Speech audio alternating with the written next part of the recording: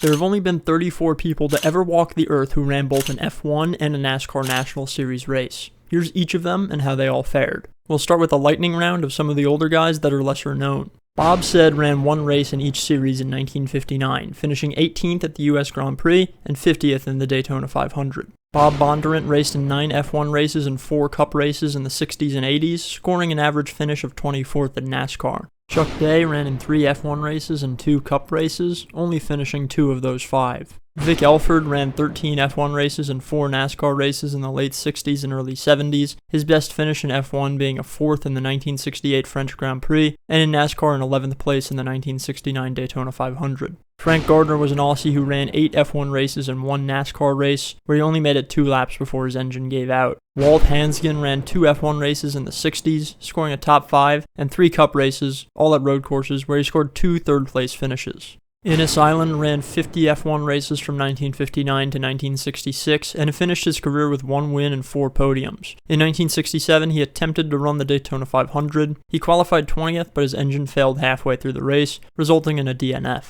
Sam Posey started 2 F1 races at Watkins Glen as a backmarker driver in the early 70s. Before that, he had run in the Cup Series at Riverside, where he had mechanical problems and finished 28th. David Hobbs, an Englishman who ran select F1 races in the 60s and 70s, ran 2 Cup races in 1976, where he struggled, though he did manage to lead 2 laps in the Daytona 500 before crashing out. Brian Naylor was another Englishman who ran 7 F1 races and 2 Cup races, finding little to no success in either series, only finishing 2 of those 9 races. Jackie Oliver ran 49 F1 races in the 60s and 70s, scoring 13 points and 2 podiums, but in 8 Cup races, he would only finish 1, a 4th place at Dover in 1972. Bobby Unser, better known for his open-wheel racing in the States, ran an F1 race in 1968, finishing 17th, and 4 Cup races in the following years, his best finish being a 4th at Riverside. George Follmer started 12 F1 races in 1973 and scored 1 podium. He had a more extensive career in NASCAR, where he ran a variety of tracks. Surprisingly, he performed better on ovals than road courses, as he couldn't seem to put together a good run at Riverside, but landed 3 top 5s at Rockingham, Atlanta, and Dover in 1974.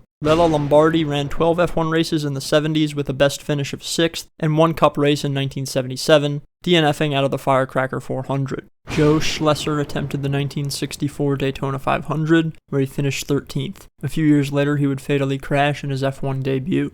An Indy 500 champ in 1968, Bobby Rahal ran 2 F1 races in 1978 and 1 NASCAR race in 1984. All 3 races were uninspiring, his best performance being a 12th in F1 at Watkins Glen, while in NASCAR he would finish 40th at Riverside. Lightning round over, let's get to the more famous guys. Mario Andretti is our first entry on the main list, and perhaps the most successful to ever run both series. Andretti ran the 2 simultaneously in the 60s and 70s. He was full-time in F1 though, where he won the Drivers' Championship for Lotus in 1978, but before he had even run an F1 race, he was already a Daytona 500 champion, having won in 1967. And on top of this, his Indy 500 win in 1969, and his class win at Le Mans in 1995, and it becomes obvious he's one of, if not the greatest racing driver to ever live. Pedro Rodriguez, a 2-time F1 winner in the 1960s, came stateside for 6 NASCAR Cup races starting in 1959. He only ended up finishing 3 of those races due to various mechanical issues, but when his car was working, he could showcase his talent, best demonstrated by a 5th place in the 1965 World 600. The youngest Indy 500 champion ever, Ruttman raced in F1 in the 1950s and would run 7 Cup Series races in the mid-60s after his F1 career ended. He would score 5 top 10s in his brief Cup career, 2 at the road course Riverside, 2 at Atlanta, and 1 at Daytona. 5 out of 7, a pretty good performance. Dan Gurney started his F1 career in 1959 and would end up racing the majority of the races in the 60s, finishing the decade with 200 laps led and 4 Grand Prix wins. Alongside this, Gurney started running select Cup races in 1962 and would become the king of Riverside, winning 4 races in a row from 1963 to 66, plus a 5th in 1968. On the ovals, Gurney mainly ran Daytona and fared quite well, landing 3 top 5s in 62 and 63. A well-renowned 2-time F1 champion, it's not well known that Jim Clark ran a race in the NASCAR Cup Series in 1967. He ran at Rockingham, where he qualified 24th, and only made it 144 laps before the engine on his Ford expired. Lots of engine problems back then. I feel like I'm running out of ways to say the engine died. An F1 driver who ran 14 races and scored 1 podium in the 70s. Between F1 races, he entered into 6 Cup races starting in 1972. Donohue ran for Penske in both series, and in his first Cup race at Riverside, he qualified 3rd, but after some issues would finish 2nd to last. The following year, he came back to run Riverside again, and this time would pull off the win. He also ran some oval races, but performed pretty poorly. Full-time in F1 in 1983, Danny Sullivan scored 2 points driving for Benetton thanks to a 5th place at Monaco. He found much more success racing open-wheel ovals in the States, where he won the Indy 500 in 1985. Sullivan would try his hand at NASCAR in the 1990s when he had reached his mid-40s. He ran poorly and finished 33rd in the inaugural Brickyard 400 at Indianapolis, and despite planning on running the race again the following year, he would end up withdrawing from the race before qualifying. By the 90s, I think NASCAR was becoming a lot harder to compete in, reflected well by Sullivan's struggles. An early 90s F1 driver who never could fully find his footing at Minardi, Christian Fittipaldi moved to IndyCar after his F1 career, and in the early 2000s would run quite a few NASCAR races. He started in the Busch Series where he struggled dearly, entering 5 races but DNQing for 2, and DNFing for the other 3. After this, he moved to Cup and would only finish 9 of the 19 races he entered, rounding out his career with a putrid average finish of 35.8. Admittedly, his car, the 43 on the dying Petty Enterprises team, wasn't very good, but he certainly did it no favors. We go straight from no success in either series to great success in both series. Juan Pablo Montoya had a great F1 career in the early 2000s driving for BMW Williams, where he scored 7 wins and finished 3rd in the World Drivers' Championship twice. When he moved to NASCAR full-time in 2007, he almost instantly scored wins at Mexico City in the Busch Series and Sonoma in the Cup Series, and he was actually able to pull his weight pretty well at the ovals, scoring top 10s at Atlanta, Texas, Indianapolis, Dover, and Martinsville. Though he never quite scored that oval win, he came pretty close a couple of times. He would go on to win 1 more race at Watkins Glen in 2010, and would move on to IndyCar in 2014, where he had even more success. Despite all his achievements, us NASCAR fans typically only think of him slamming into the jet dryer under caution when his name comes up. Whether you're an F1 fan or a NASCAR fan, I think when we see this name we all grit our teeth. Poor driving and a rough relationship with the higher-ups at Toro Rosso got Scott Speed replaced mid-season in 2007, and he returned to the US to run in the Cup Series, where he would remain backed by Red Bull and land a ride with their Cup team. But unfortunately for him, that team was totally pathetic, especially the car he was stepping into. AJ Allmendinger, a good driver, did not qualify for half the races that he ran in that thing, and Speed would barely be able to score top 20s in his time in the car. But he certainly did it no favors, and he would end his Cup career at Levine Family Racing, having run 118 races, yet only scoring 4 top 10s and 45 laps led, an average finish of 30.7. The father of Kevin, Jan Magnussen, raced for Stewart in F1 in the late 90s. A decade after the end of his Formula 1 career, he ran a one-off Cup race at Sonoma, where he qualified way back in 32nd, but methodically worked his way up to a 12th place finish.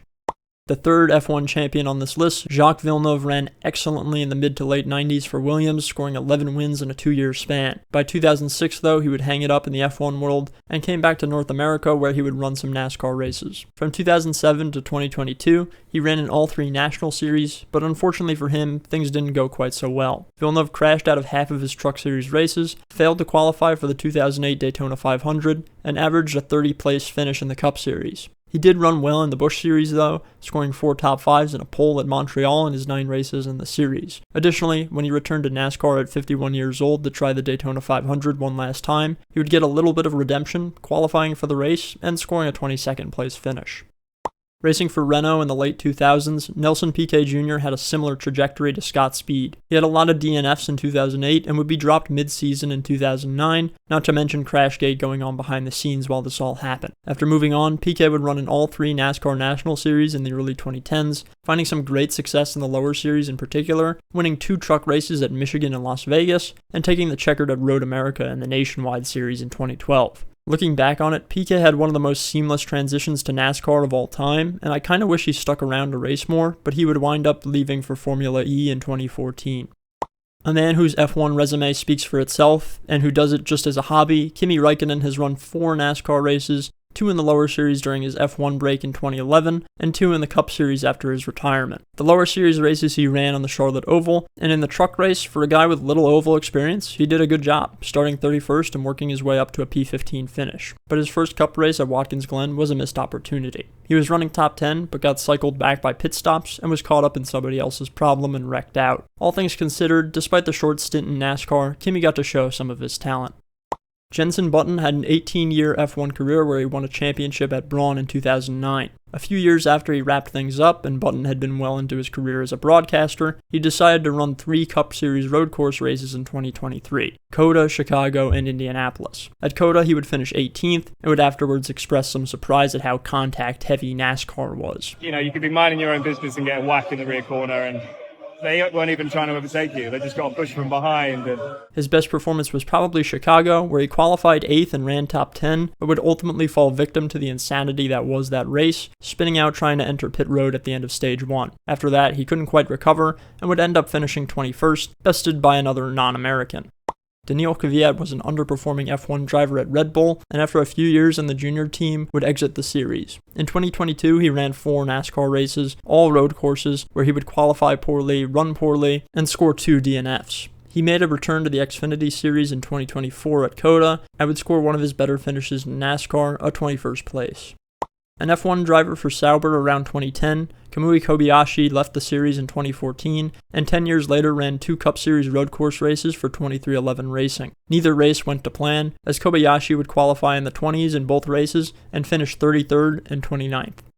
Kevin Magnussen had an extensive F1 career for Haas, only recently leaving the sport after the 2024 season. In 2026, he made the trek out to San Diego to run in NASCAR's inaugural race at Coronado Naval Base. Magnussen, driving the 91 for Trackhouse Racing, would qualify 21st, run decently, score the fastest lap, but finish 27th in the end, in part due to getting stuck behind a slower Noah Gragson, which resulted in quite the funny incident off track after the race. Getting into run-ins in the midfield, an altercation off track, and the fastest lap of the race. Sounds like K-Mag was built for NASCAR. I hope he comes back for some more races in the future. To round it out, I'll quickly leave you with my top 5 best F1 to NASCAR drivers, factoring in success in both series. 5th is Nelson Piquet Jr., who impressively won 2 oval races, albeit in the Truck Series. 4th is Mark Donohue, who showed some great speed in both series, winning a Cup race. 3rd is Dan Gurney. 4 F1 wins and 5 Cup wins is impressive, no matter the time period, but I couldn't put him any higher due to the fact that he only performed well at the road courses.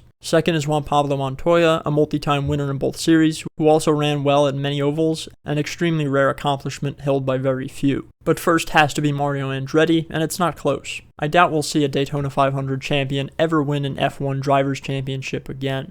So what's the takeaway for this video? Is oval racing easier or harder than road racing? Well, from the results, it doesn't seem that simple. Almost all of these F1 drivers faced their struggles on ovals, but held their weight on road courses. The reality is, the series are just different, and there's a reason why so few people have done the crossover and done it well. But those who have pulled it off have certainly cemented their legacy. The fuel lives and Montoya wins at Sonoma. That's amazing. Thanks for watching, everyone.